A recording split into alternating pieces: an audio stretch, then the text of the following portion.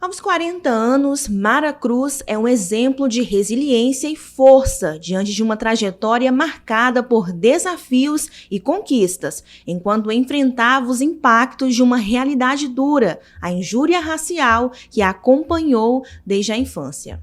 Eu acredito que eu deveria ter uns 9 anos de idade, a minha mãe era doméstica, ela teria que subir pela escada, não poderia usar nem o elevador de serviço. Então ela teria que às vezes subir pela escada, ou se o elevador tivesse quebrado, ela tinha que subir para a escada, senão ela teria que usar só de serviço. Então ali você já começa que não só a questão da injúria, mas o racismo em si, ele começa dentro estruturado. E ali foi quando eu comecei a perceber, não, mas não era só por conta dela ser doméstica, porque outras mulheres entravam dentro do elevador, mas elas não tinham a mesma cor que nós. A produtora cultural relata ter percebido já na fase adulta o que aquela situação realmente significava. E eu vim perceber isso já depois de mulher adulta, já que foi começar a entender o porquê do racismo e porquê também dessa segregação e dessa separação. E quando foi aí que você realmente percebeu que estava lidando com o racismo?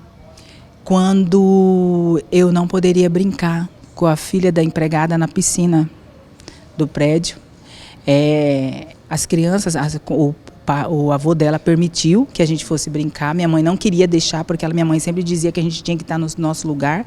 E o nosso lugar sempre era um lugar excluído, era um lugar que tem que esperar comer depois que os patrões comessem. Era um lugar, o nosso lugar. Eu não entendia bem o certo que ela falava que era o nosso lugar.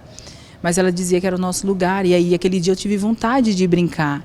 E eu tinha uns 9 anos e ela disse que não poderia, ele pegou e permitiu. Fomos para a piscina, só que ela era uma menina branca e eu uma menina preta.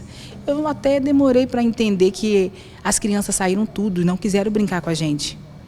Elas não quiseram brincar com a gente por minha conta, por causa de mim. Eu percebi, mas eu, uma criança que queria só tomar banho, continuei a nadar e brincar, porque essa era a minha vontade. Eu não percebia que era um racismo ali estruturado nas crianças. Bem que as crianças, nem elas percebiam que elas estavam me excluindo, porque não queriam brincar comigo, por conta da minha cor.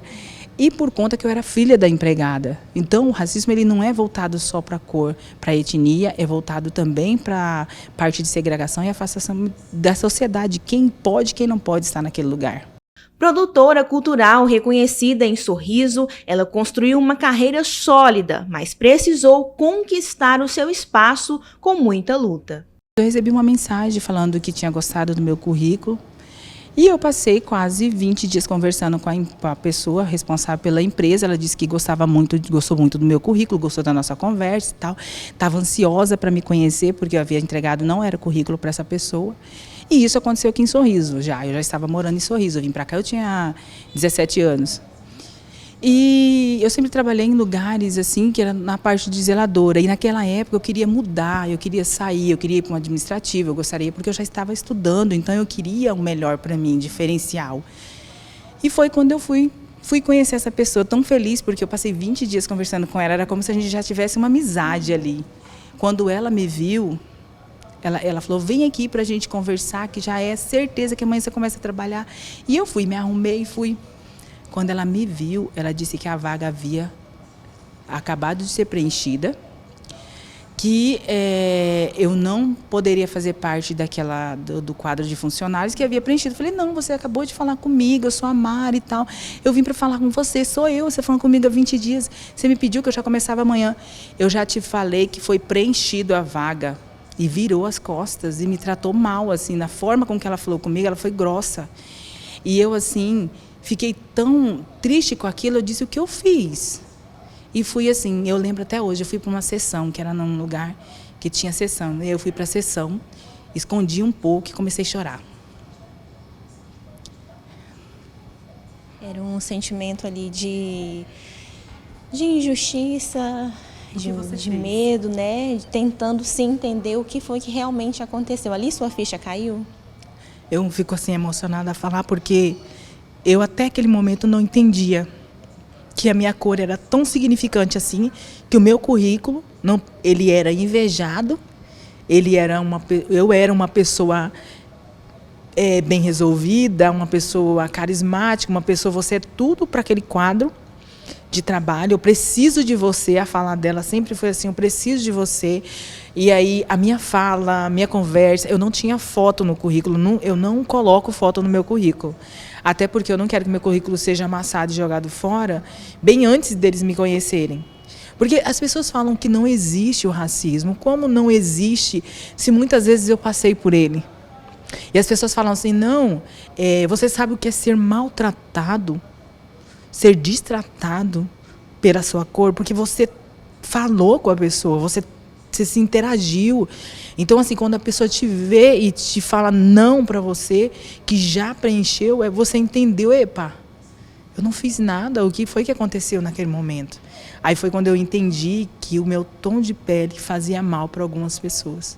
Hoje, Mara Cruz não só lidera grandes projetos culturais, como também é uma voz ativa na luta contra o racismo. Em palestras e entrevistas, ela compartilha sua trajetória, inspirando outras pessoas a superar desafios semelhantes. Como eu sou uma mulher que eu sou voltada a palestras, a sempre estar envolvida com a questão racial, eu sempre coloco eles junto. Eu sempre levo junto. Então, eles não ouvem só de mim, eles ouvem de outras pessoas. E a leitura também ajuda para a criança. Livros ali, porque igual você fala, de que forma que eu vou ajudar os meus netos? De que forma que eu vou ajudar meus filhos? Com leitura. Tem livros aí infantis que é voltado para o racismo, para explicar para a criança o tom de pele, o porquê que a outra criança tem um tom de pele diferente do que a sua. Então, assim, a educação, os livros, traz aí para a infância a forma de se lidar com o racismo. Eu agora tenho uma formação em gestão pública, licitação, tenho 2, 3 pós-graduação, estou finalizando a minha faculdade de Direito no próximo ano, com certeza serei uma advogada, mas, assim, tudo é como você acabou de falar, nada pode impedir o seu sonho. Nem seu tom de pele, nem sua cara, nada. Ninguém pode dizer para você o que você deve e o que você não deve fazer. O que ele passa para outra pessoa, isso é com ele que se resolva com o seu intelecto, com a sua vontade de ser racista. Ou, às vezes, nem perceber ser racista. Com algumas conversas contraditórias. Eu tenho até um amigo que é preto. Isso não é dizer que você não é racista. Isso é dizer que você coloca alguém na sua vida para dizer que você não é. Mas, de fato, se você for parar para perceber, algumas conversas são contraditórias.